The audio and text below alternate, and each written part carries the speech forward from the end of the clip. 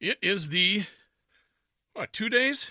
Tuesday before Thanksgiving, and it's the Rook here, your best of Garage Logic. You know what? I'm really happy with the way the Garage Logic Town Council is turning out.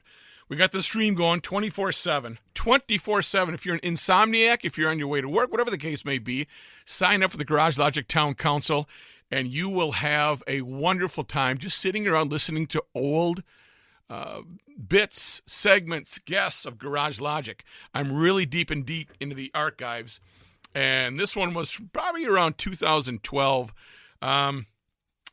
Joe learned that we needed recess monitor. He goes on not really a tirade, but it's funny how so long ago things were changing. And I'm just going to hit play, and Reavers has got a message for you on how to sign up on the Garage Logic Town Council after this. But enjoy your Thanksgiving. Have a great day, and don't forget to go to GarageLogic.com.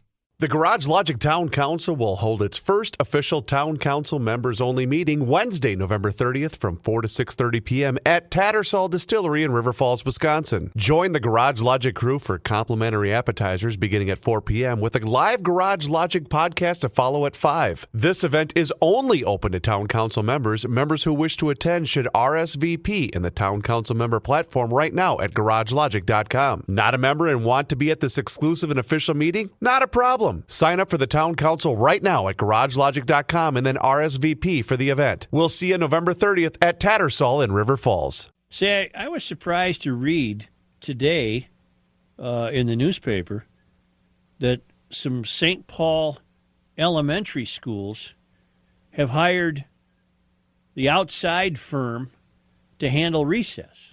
How about that? To be what would we call them? Monitors? No, they're called Playworks. Oh, Playworks, that's right. They're a 15-year-old nonprofit group. Okay. With programs at 250 schools in 30 cities. They charge $60,000 per school for this. Oh, Joe, that's not very much. Well, and they have helped the schools get grants and donations to offset more than half that cost. Boy, aren't they coy. The district Tuesday night approved paying Playworks $178,500 or $25,500 per school for a full-time staff member who will chaperone recess, teach children conflict resolution skills, and build a junior coach team. What's a junior coach team, Joe? We never had those, I don't think, when we were in school. In addition to monitoring play at recess, Playworks also helps create an after-school program or help with an existing one, as well as jumpstart basketball and volleyball leagues for schools. Don't they already have those? You'd think. It's a proven program in a large number of urban areas, said Nancy Stakel, the principal of Maxfield Elementary, which has had the program since the beginning of this school year. There have been far fewer incidents coming out of recess. It's going very well. It's certainly an effective and efficient use of our dollars. It is? How so? So I went to the website of Playworks just to read about Playworks. You got the best of it. You wanted to find out more about Playworks. Well, they have a mission. What's their mission? To improve the health and well-being of children by increasing opportunities for physical activity and safe, meaningful play. Well, isn't that what recess is? Isn't that aren't all adults? Isn't that their mission for recess? Playworks is a national nonprofit organization that supports learning by providing safe, healthy, and inclusive play and physical activity to schools at recess and throughout the day. Research shows that play is essential to child development. See, you needed research to show that. Yeah, I didn't know that. And an invaluable tool for improving school climate and quality recess and playtime also helps kids return to the classroom more focused and ready to learn. Playworks is the only nonprofit in the country to send trained, full-time program coordinators called coaches to low-income urban schools where they transform recess and play into a positive experience that helps kids and teachers get the most out of every learning opportunity throughout the school day. All right. All right. The coaches become part of the school community. Oh, that's got to, but the horn's going to go there. I think Thank you. it has to, don't you? The coaches become part of the school community, working full-time to provide organized play and physical activity throughout the 5 components of the PlayWorks program. They organize games and activities during recess, provide individual class game times, and run a leadership development program during school hours. They also run PlayWorks tutoring and physical activity programs in developmental sports leagues during after-school hours. Classroom teachers in schools that partner with PlayWorks report they reclaim up to 36 hours and more of class time each year simply by providing a fun and appealing structured recess that replaces the drama and discipline potential with inclusive and engaging physical activity.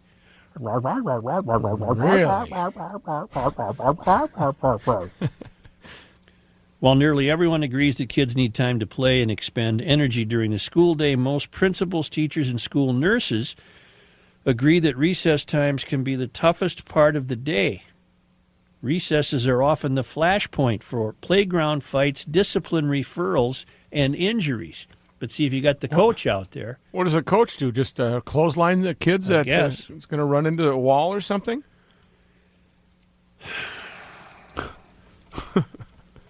In working with $178,000 that cost us. In working with hundreds of low-income schools throughout the country, PlayWorks has found recess to be an untapped opportunity to increase physical activity among students. I thought that's what it was supposed to be. I thought it was the outlet for physical activity. Yeah, burn up some steam. Let's go here, kids. Since nearly every school in America allows some recess time each day, this time can be an unsurpassed chance to not only get kids active, but also to teach a number of valuable life lessons such as cooperation, conflict resolution, and teamwork. Mm-hmm. PlayWorks also offers, I'm almost done with their website. PlayWorks also offers comprehensive training and technical support to schools, districts, and communities that wish to bring safe, inclusive play to children. Delivered by training and technical service professionals who play for a living, PlayWorks training transports our on-site experience into active, hands-on professional development for adults who wish to bring the principles, implementation, and experience of safe, healthy, and positive play to the children they serve.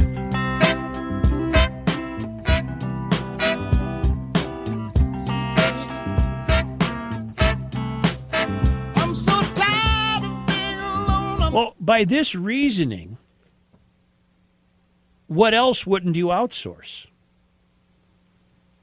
In other words, this is tantamount to the schools saying, we don't do well at recess. Uh-huh.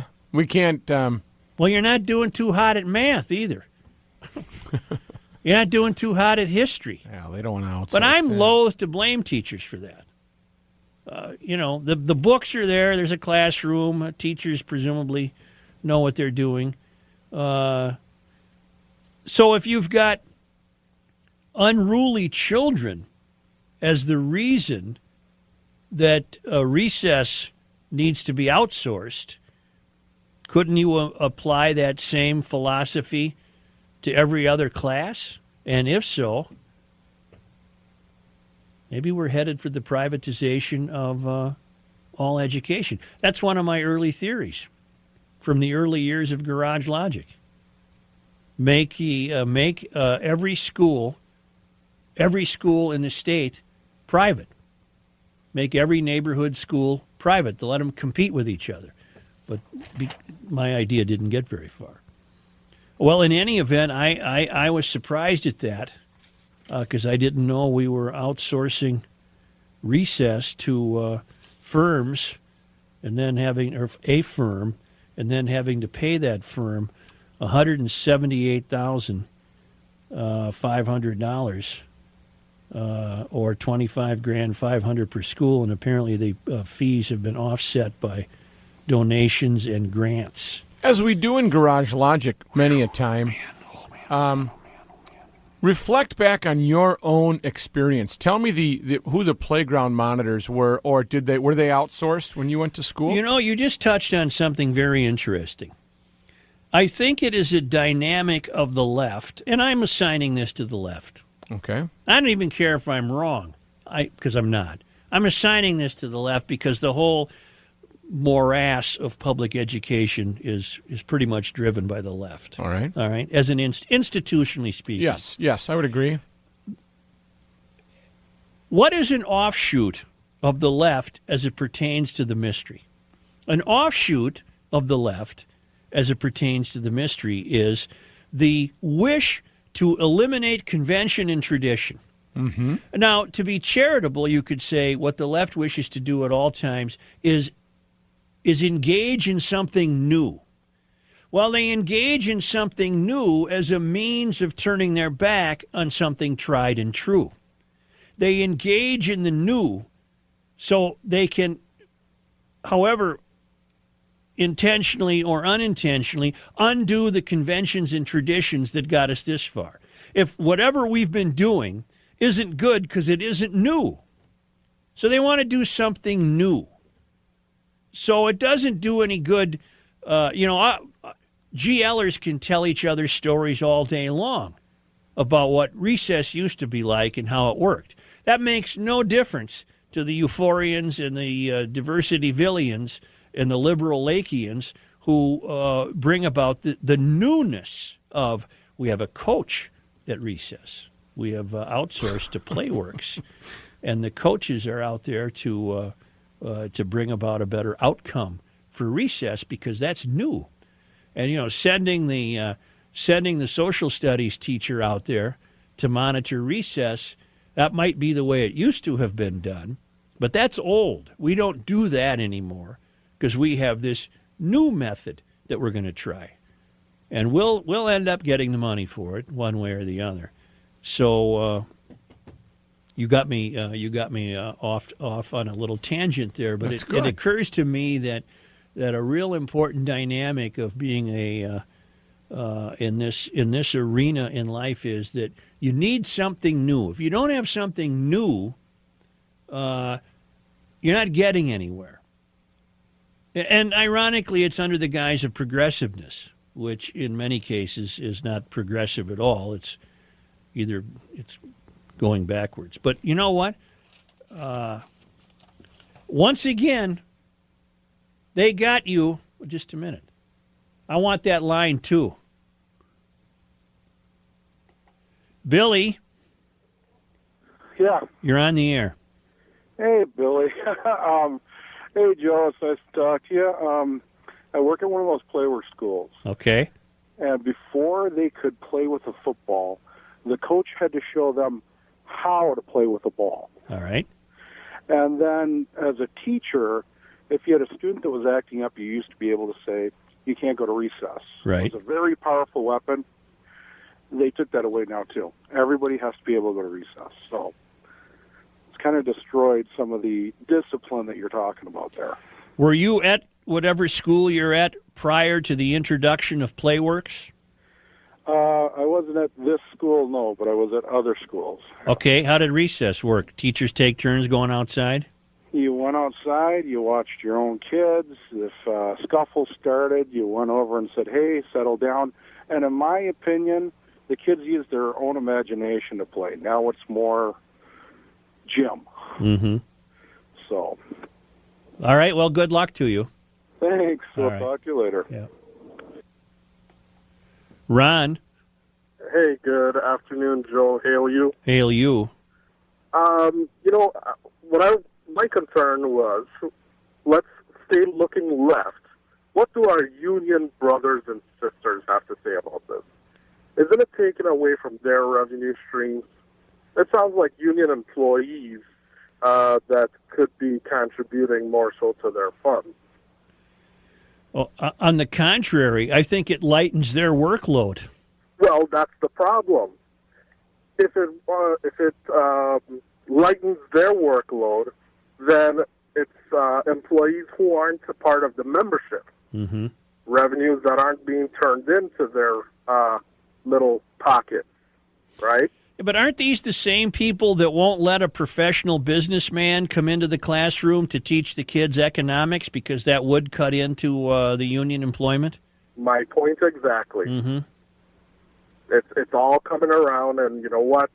Soon you're going to hear some complaints from them, and they're going to be fighting amongst themselves.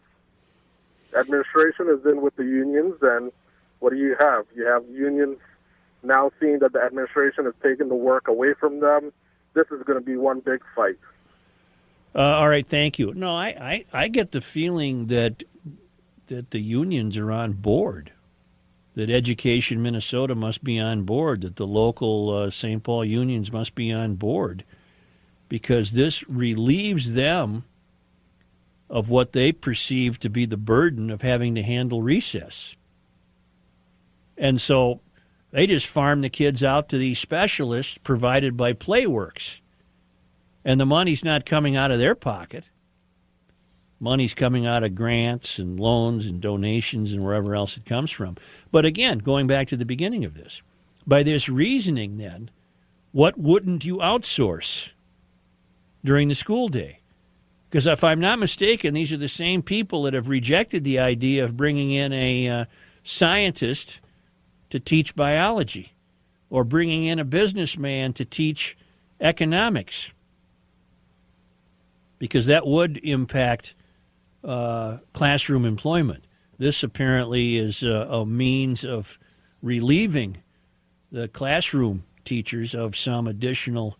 See, I don't know what it means when it says we can reclaim 36 hours a week of teaching. I don't know. What does that mean? That's does that mean so the teacher that would be out there can go correct spelling tests apparently, instead? I have no idea. Aren't they supposed to take it home in their folder and grade papers at the kitchen table? And wait, that's not new. That's the way they used to do it.